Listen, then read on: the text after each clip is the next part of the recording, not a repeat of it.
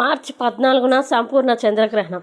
ఈ 3 రాష్ట్రాల వారికి అఖండ రాజయోగం. మరి ఆ వివరాలు ఏమిటో తెలుసుకునే ముందు మీరు ఏమైనా సమస్యలతో బాధపడుతుంటే వాటి పరిష్కారం కోసం మీరు మా గురువుగారి నెంబర్కి కాల్ చేసి మీ సమస్యలకి తగిన పరిష్కారం పొందండి. ఖచ్చితంగా మీ సమస్య పరిష్కారం అవుతుంది. ఇక వివరాల్లోకి వెళ్తే ఈ సంవత్సరం మార్చి 14న హోలీ జరగనుంది. 2025లో తొలి చంద్రగ్రహణం కూడా ఈ రోజు ఏర్పడుతుంది. అయితే మిథున రాశి వారికి హోలీ రోజున సంభవించే సూర్య సంచారం మరియు చంద్రగ్రహణం వల్ల మిథున రాశి వారికి గొప్ప ప్రయోజనాలు లభిస్తాయి. అది కూడా వ్యాపారవేత్తలు భారీ లాభాల్ని ఆర్జిస్తారు. ఉద్యోగం చేసే వారికి పదోన్నతి మరియు జీతం పెరిగే అవకాశం ఉంది.